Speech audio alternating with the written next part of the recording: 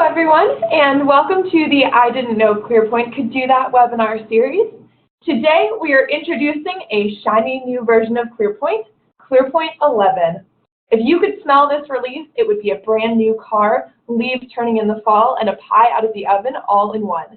That is to say, lots of fresh and exciting new features are coming your way.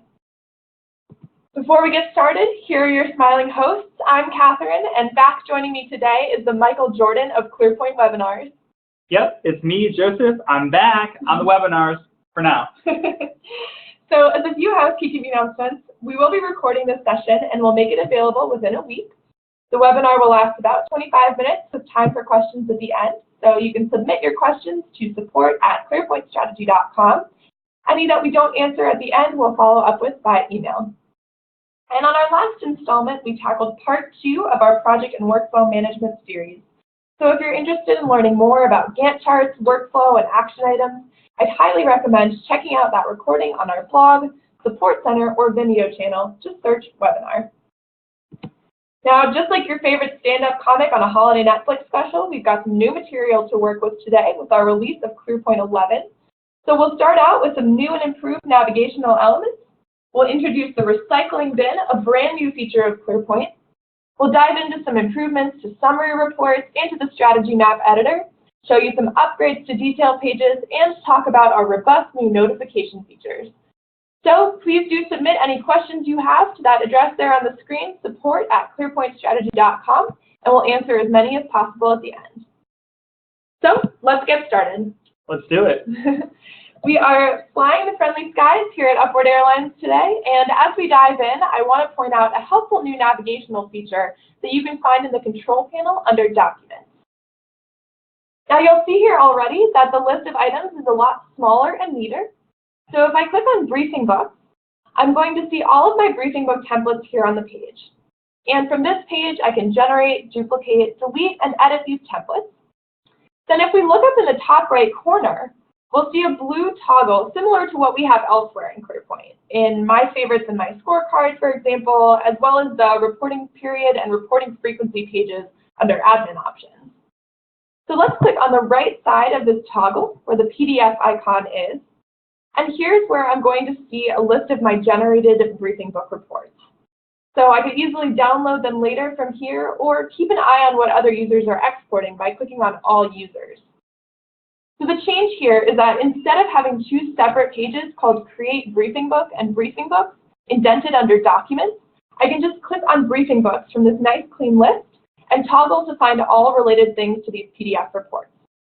And HTML exports work the same way. So clicking on HTML exports, I'm going to see my templates here too, and I can toggle over to where the zip file is shown here on the right side of that blue toggle. And I'll see my generated HTML reports as available to view and download on that other side. So this navigation is not only more consistent with other parts of ClearPoint, it makes the control panel look a lot better too. It's the little things that make ClearPoint so sleek and modern. And speaking of modern, it's high time ClearPoint stopped throwing everything away, right, Joseph? Yep, this is 2017 after all. ClearPoint's going green. Exactly. So your most useful household container is now a ClearPoint feature. We're introducing the recycle bin. And here's how it works. Maybe you deleted something, and maybe you deleted that something by accident. Maybe it was a really important something. Well, let's delete our revenue measure for dramatic effect. Really up the fear. Oh yeah, that's a terrible idea. I love terrible ideas. Sure you do. So now, let's go ahead and delete our revenue measure from the Manage Measures page. And it's gone. Now, you realize you've deleted something important and you start to panic. What do? Retire early and suddenly? Perhaps tender your resignation? Or maybe just pack a bag and build a cabin in the woods?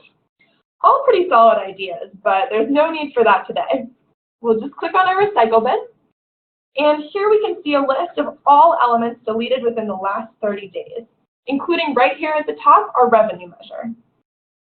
And we can just click here on this orange reverse arrow and confirm to undelete that measure. Now we'll see two things happen here. So first, the measure is going to disappear from this list of deleted items. And second, if we click back into the measures dropdown, we'll see our revenue measure right back there like it never even left. So now, if you need to get something back that was deleted by accident, we've got a great, easy solution for you in ClearPoint.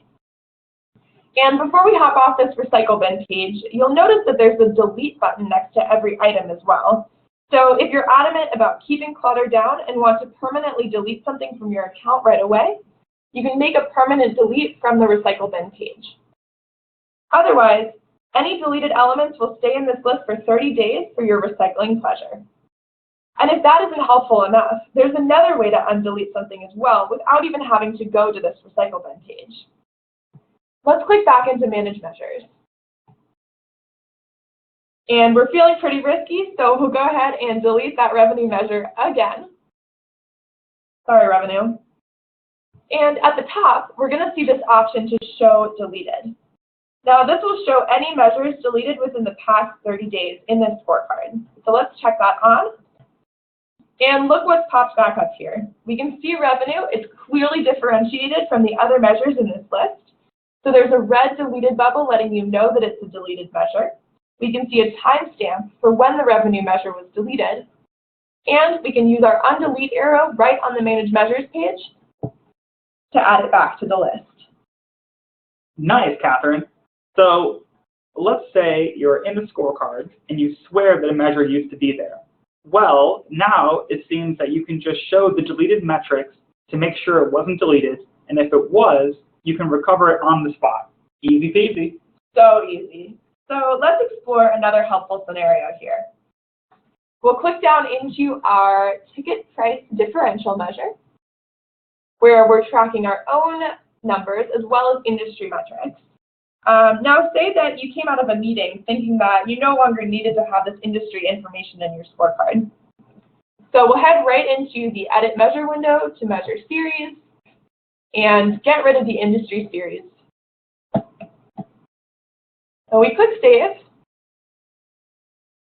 and we'll see that it's gone from our data table.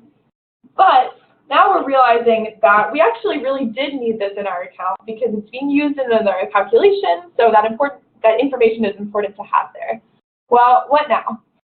We can go back into the Edit Measure window, the Measure Series tab, and again we'll click on Show Deleted. Here I have my industry series available to undelete right away so we don't lose any of that information. There it is.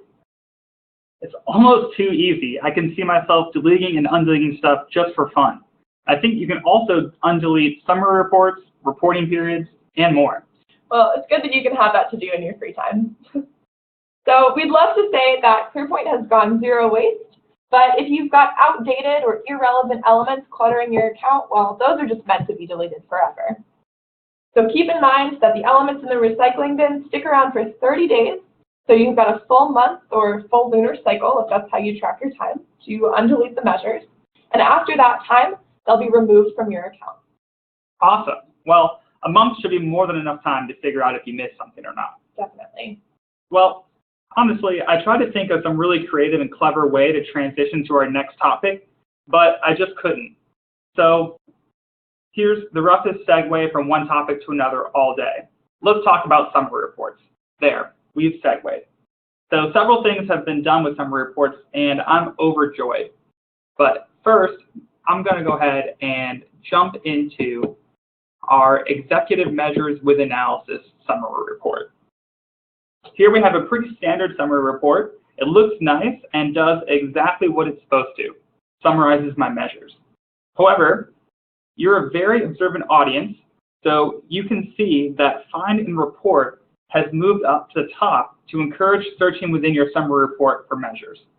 If I'm looking for my measures that have a pound sign or hashtag symbol for everyone under 26, I can just type that and filter to find those measures. So there they are, and then when I'm done, I just delete it, and then all my measures will come back. Hashtag sweet. Sweet indeed, but we're about to up the hashtag sugar content. So over here, I can actually play around with my sort order and check out what happens. I open this up, and I select what I want to sort by, and my options are any field that I have in my report. So I'll choose measures, and then I can filter my measures alphabetically. See? Pretty cool. When I'm done, I can easily just set it right back to the default sort order. And here's where it gets even better. As I mentioned, any column you have in your report can be filtered on. So if I edit this report and decide that I want to go ahead and pull out my recommendations, I'll go and drag it out wherever I want, hit save, and now recommendations is an option that I can sort on too. So let's say you're getting ready for a meeting, the report is due in just 2 days, and you want to do a quick spot check to see how many measures still need analysis entered. We can simply select analysis, change our filter, and pull out all of our blanks. And now I know that I need to march down the hall and bang on some doors to get some people to enter their analysis. I mean, come on, people. The meeting is in 2 days, and we've had 2 weeks to get this entered. Super frustrating. Right, Catherine? So frustrating, and yikes, it looks like one of those is mine. Well, I accept your apology, and thanks for the validation. Anyway, so we'll move on. Keen observers probably also saw that we changed where you can control the number of rows per page before the report paginates. It's right here on the extreme right. So if I click into it, there are some new options. Hooray for new. Instead of just being able to go to 10, 25, or 50, you now have the added options of 100 as well as displaying all the rows. Bonus show! Heck yeah! Plus, more on this later, but I need to tease it out a little bit first. So, you know what? I'm looking at my report. I think I'm going to go ahead and set it back to the default order, and I'm not a huge fan of these recommendations being on this report. So I'll go ahead and just quickly remove that, X that out, save it, and, you know, I think I'm kind of digging this. What do you think, Catherine? It looks okay, but there's an awful lot of white space. Yeah, I know, that's a good point. What gives? There's a ton of white space. I'm glad you pointed that out. With ClearPoint 11, I have more granular control over my column widths than ever before. It'd be so awesome if I could just reallocate some of that white space to my analysis column. Well, I can't. So all I have to do is grab my columns and I can move them around however I would like. And notice when I start to make changes to the summary report, the top section of the page highlights, so I know I have unsaved changes, and I get a save and cancel icon for whenever I'm ready. But I can continue to play around with my column widths here until my heart is full of gladness and I'm happy with my overall report look. So I'll just pull this out a little bit more, maybe shrink my last updated down a little bit as well, and then when I'm ready, I go ahead and hit save. Now, this report will save this way and render like this for everyone who visits the page. And I know people are really going to love this, particularly if you have a lot of columns and you're really trying to get strategic and maximize your screen real estate. Thoughts, Catherine? It's gorgeous. I know, it brings a tear to my eye too. But there's one more thing on this page. Oh yes, there's more. You can still edit right from these summary reports, but we made them much more robust. If I double click into my analysis field, you'll see that I get a pop-up. In the pop-up, I now have the full HTML editor at my service. In ClearPoint 10.5, the current version, you only receive limited options for editing the text. But now, everything in your toolbox will be available to you. So I can go ahead and make my changes. When I'm done, I just go ahead and hit close, and then you'll see that anything that needs to be saved is marked with an orange triangle, so I know the content I need to change. When I'm all set, then I can just simply click save. Actually, let's make a few more changes here. I'll throw in some more because I can do anything that I would like from these. Hit close. And there we can see how I can just go through and make my updates really quickly and easily so users can knock these out. Then when you're all set, go ahead, hit save, and those changes are saved for you. So, all right, team, I promised something else with the number of rows to be displayed. I teased it, and you waited as I walked through some other features, and now it's time for the big reveal. As an administrator, I can go to System Settings and Admin Options. From here, let's drill into Organization and Security, and then I can click on Report Options. Do you see it? It's right in the middle of the screen. You can now set for your entire account how many rows your summary reports will display as a default. You have the power, but as Spider-Man says, with great power comes great responsibility. Choose wisely, because you do not want to compromise navigation speed if you have some truly massive summary reports out there. That being said, you can choose whatever you'd like and go ahead and hit Save. So I think we have sufficiently put summary reports on the map for this release. And if I remember our rehearsals well enough, I think Catherine has some other stuff she'd like to put on the map. And it might have to do with maps generally. Well, there's only one thing that those not-so-subtle hints could mean. So if you aren't already jazzed for ClearPoint 11, we've got some exciting news for those of you who live by your strategy maps. We've made some improvements to the strategy map editor that you're really going to love. So let's go ahead and take a look at our corporate strategy map. And right off the bat, you'll see this map taking up much more space on the page.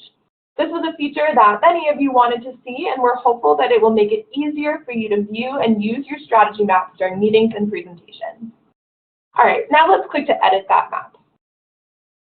So we'll see the options here have been slightly reorganized, and we've added some new helpful icons that we'll touch on as well. First, we'll click on Map Options. And in this window is where you could rename your map. Choose to show the names of elements alongside your status icons. And this was a new feature in ClearPoint 10 that means you can start with a blank background if you'd like and insert your elements right from ClearPoint. So expanding on this capability, you can now insert a solid background color if you prefer to use this to a background image on your map. We just select Set Background Color here under Map Background. And here we have our standard blue that we've selected by a hex code, but we can also choose a custom color from the color picker too. For now, let's go back to an image though, and we'll upload one that doesn't have anything written on it, but has a little bit more structure to organize our objectives. Great. So as we're making some changes here, you might notice that you can see them updating on our map in real time behind this window. And we're going to keep with this show names option. So let's go ahead and change the box color to white. We're going to enter some more of our branding via hex code for our border color, and just copy that over to our text color as well.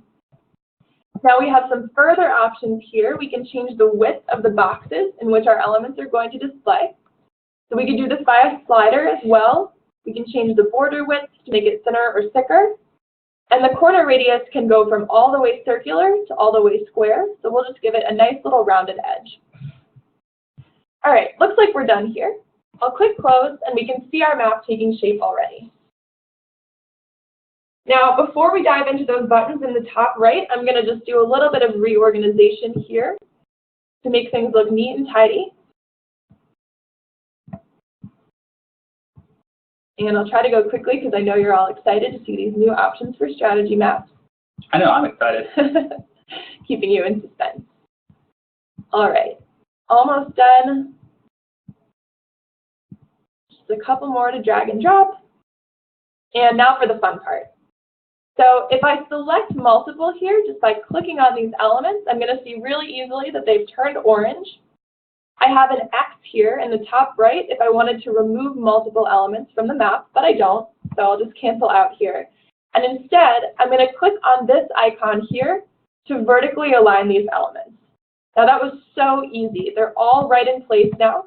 They look nice and neat, and I can do the same vertically for some other groups of elements on my page to make sure that they're absolutely perfect. Just a couple more changes here. And then you'll also notice 4 arrows to the right of those icons. And these will help you make very granular changes to make sure everything is exactly where you want it. So if we want to move this measure up just a little, I can click the up arrow. And similarly move this one down so they've got equal spacing. And now our map looks perfect.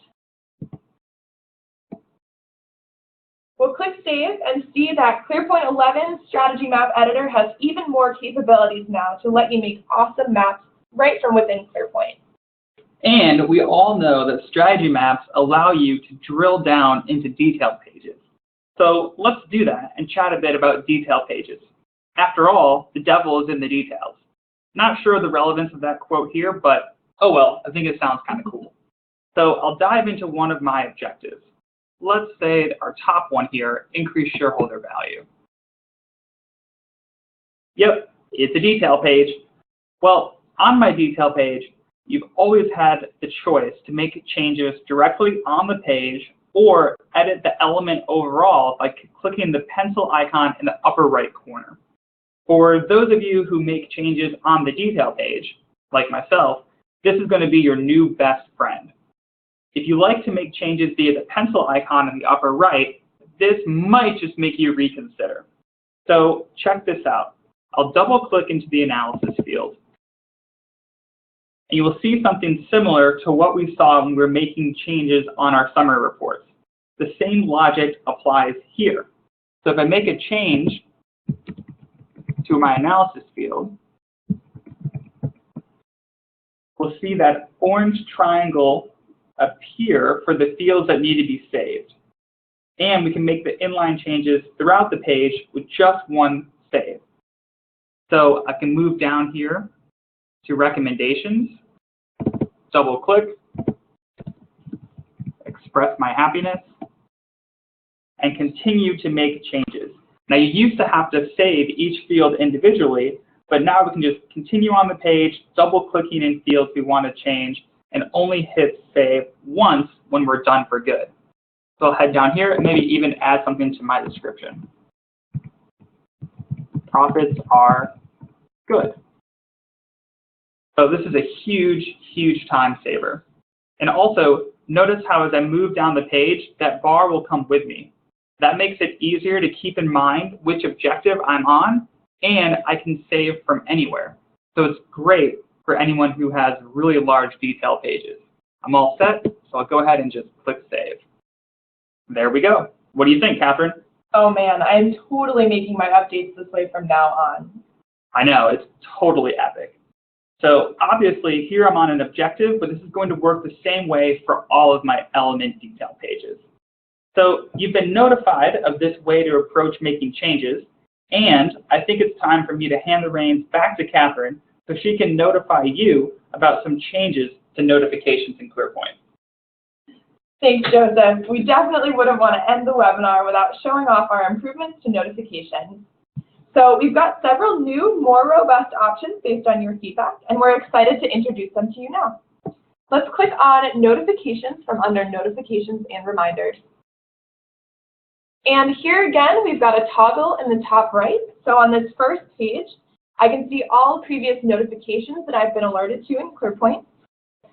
And over where the gear icon is, I can see any custom templates that I've set up. So remember that when you create a custom notification, you can set up an alert so that you get notified when changes have been made in ClearPoint. So I'll click to add and set up a new notification called New Action Items Added. And right off the bat, you'll see already how different this screen looks from the notification options in version 10.5. So here I have the option to send this notification just to myself or to a group of specific people. So maybe I want to include other members of my department, Avery, Joseph, and myself. And then I could send them an alert when there's a change to any type of element, or maybe I just want to choose a specific element, action items. Now I can specify what needs to happen for the notification to be triggered, and we have a ton of options here. So whether they're changed, duplicated, deleted, or in this case, we'll pick added, you've got several changes that you can be alerted to. And since we're just focusing on our department, maybe we want to specify a scorecard. Joseph, Avery, and I are going to be concentrated in the Eastern Division, so we'll be kept aware of any action items added there. That's right, we're the Beast of the East. Indeed. So for now, we'll choose these criteria, but I do want to point out one other field level option that you have here. So if I were to click on Add Alert Criterion, you can see that you still have several of the same options available based on characteristics of the elements in question that you do in 10.5. So for example, we could set up a notification for when the status indicator equals below plan and stay on top of any elements that are in the red. Now one more option here is this Preview tab, which is going to show you any prior revision history entries that would have triggered this notification. So let's click Save for now. And before we see this in action, we'll go through one more helpful example. So I'm going to click to add, and this alert is going to be meant just for me. I'll call it Catherine's new element. So I'll just send it to myself. I'll get an alert about any element, and we'll just stick it to the Eastern Division again. Then this time I am going to use a field level criterion. The field that I'm going to base this on is owner, and I'm going to make sure that whenever the owner is changed to equal me, Catherine, I get a notification about that element so that I know I have something new to update in ClearPoint. Super useful. Yeah, I think so too. All right, you've waited long enough. Let's see one in action. We're going to go into the Eastern scorecard and over to our action items. So here I'll add one called Create List of Potential New Food Service Providers. Since Upward Airlines food is pretty good, but airline food could always be better. Yeah, it's okay. So I'm going to want to have this done by next Monday. And when I click Save, I don't know if you heard that notification pop up, but regardless, we can see a 1 here where our new notification has appeared in the alert bell. OMG, I am fawning over this. I'm losing my mind. Plus, you'll notice here that this window is also new in ClearPoint 11. This is your alerts inbox. So this gives you pretty much an easy way to see recent notifications and reminders right from the alert bell. Plus, people still get an email to their inbox about it too. Yeah, exactly. There's plenty of places where you can stay alert to all of these changes. Now, if I end up with a huge list of notifications that I haven't opened, even though I've seen them, and I want to get rid of this count here up in the top right, that's easy to do right from the notifications page. So if I just go back into notifications here in the control panel, I can click on the dismiss bell in the top right, confirm that I want to dismiss these alerts, and they'll all be marked as red. You can see now that our bell has gone back to square one. And that's not all. ClearPoint 11 makes it easier than ever to control the notifications that you receive via email. Yes, I almost forgot here. But users can actually go to their profile in the upper right corner. They can click on Edit Profile. And once there's a new section on the left called Notification Options that we can go to.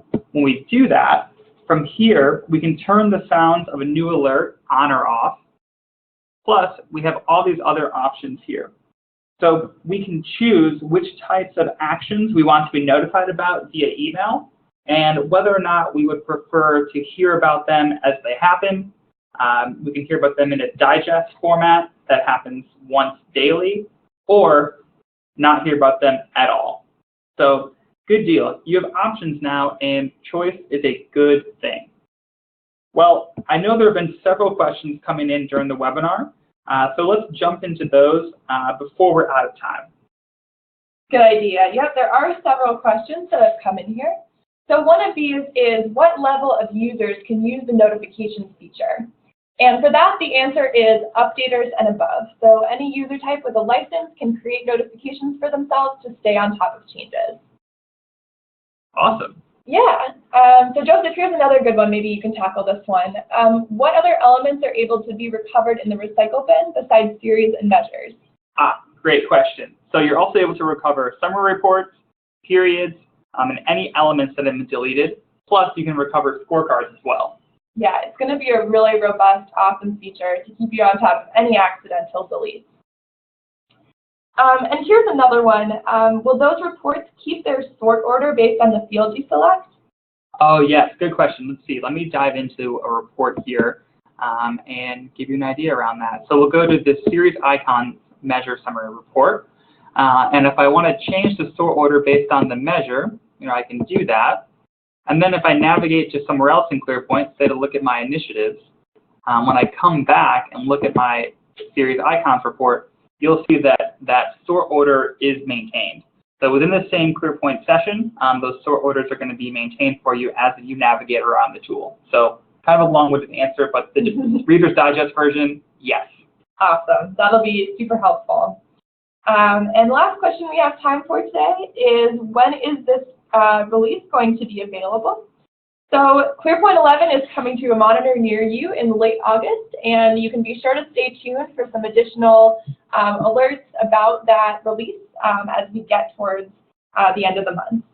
So we want to thank you so much for joining us today. We hope to see you next time on the I Didn't Know ClearPoint Could Do That webinar series, and happy reporting.